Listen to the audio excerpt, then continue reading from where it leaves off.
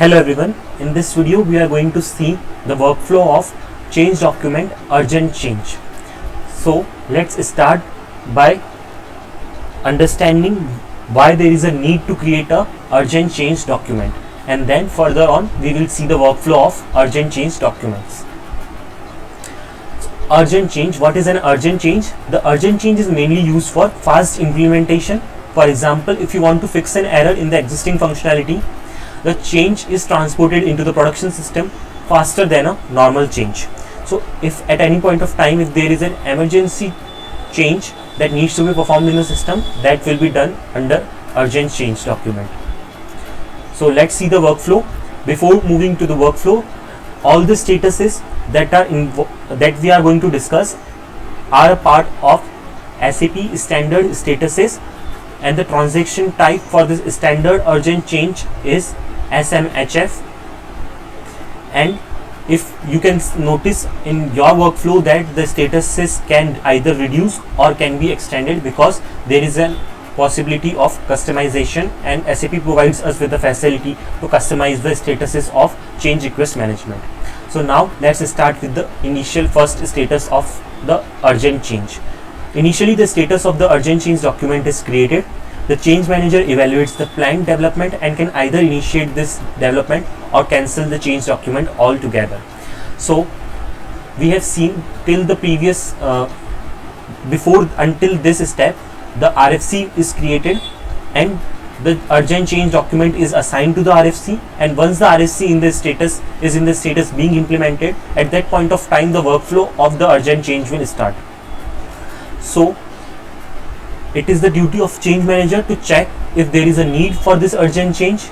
If there is a need, then the urgent change can be created by the change manager. If there is no need, at any point of time the change manager feels that there is no need for this urgent change document, then the change manager can set it to withdrawn or reject this urgent change.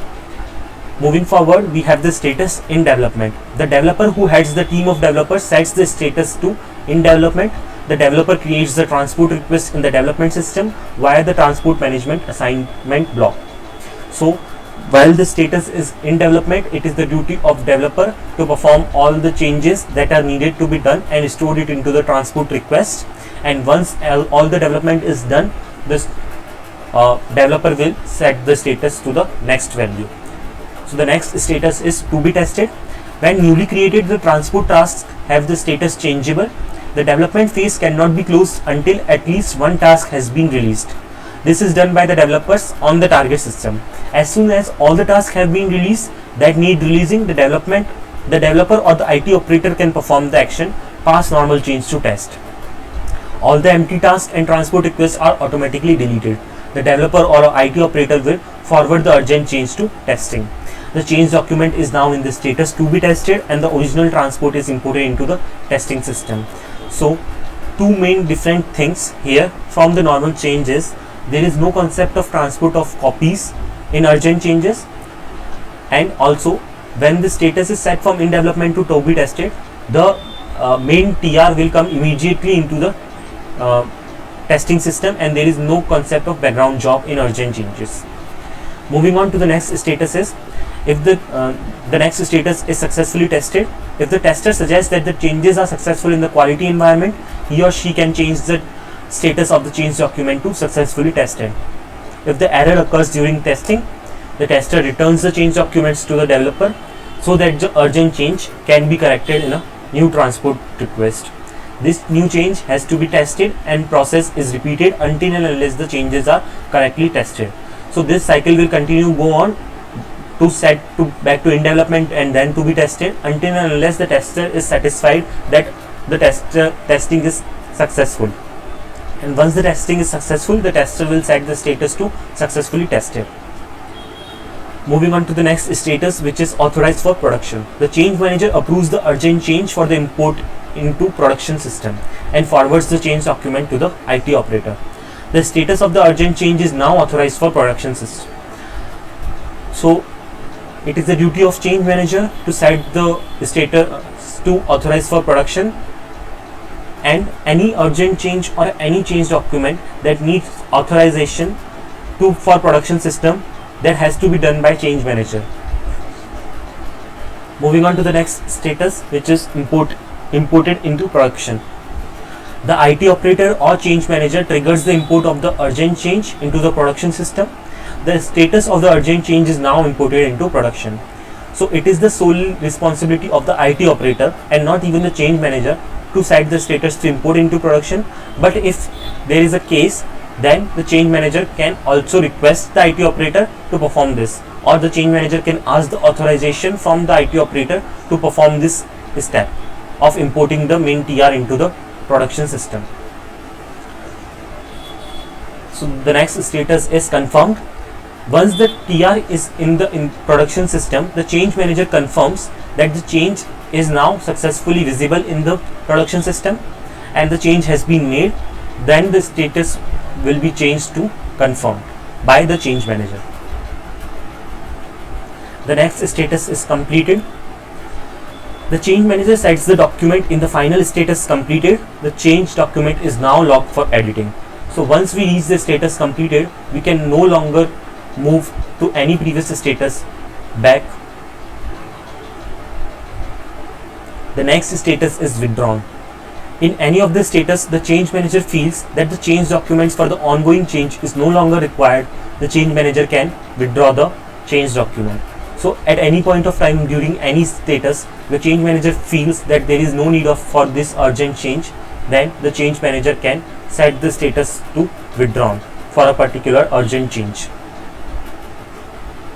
So this is the person responsible and action in display table for different roles to perform different actions in change request management urgent change document.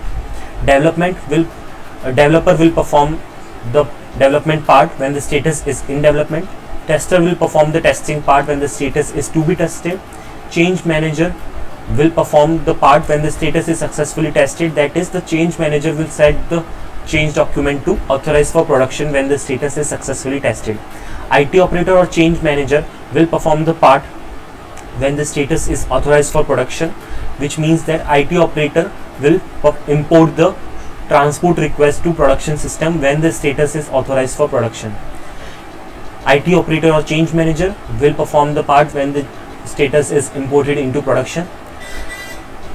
Change manager will perform this status change from imported into production to confirm when the status is imported into production. Change manager will then perform the status change from confirmed to completed, and then the change, and at any point of time when the change manager feels that the change document is no longer required, the change manager can set the change document to withdrawn. Now let's see the workflow of this urgent change document. So we can see that change manager, developer, tester, IT operator and background job will work all together for the complete movement of the urgent change document. So authorize request for change and classify it as urgent change. This will be done by change manager. Setting the status to in development will be done by developer, and executing the changes and then setting it to be tested will also be done by developer. Once the status is set to be tested, the main TR will be released and inputted into the next quality system. This will be done by the background job. After this is done, the testing will be performed by the tester, and then the tester will confirm that the test is successful, and then the status will be changed to authorized for production by the change manager. Once the change manager is set the status to authorized for production, it is the duty of IT operator to import the transport request to production system.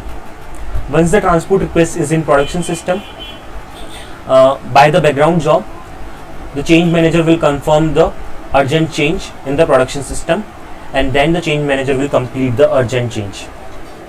So this was the entire workflow of urgent change. I hope you have got a better understanding of the workflow of urgent change document. Urgent changes are the emergency changes which are created on special approvals by the change advisory board committee. We cannot create urgent changes for normal changes or low risk changes, because a proper approval is needed, or a change has to be a high risk change in order to be assigned under a urgent change document. So this was the workflow of urgent change document. Thanks for watching.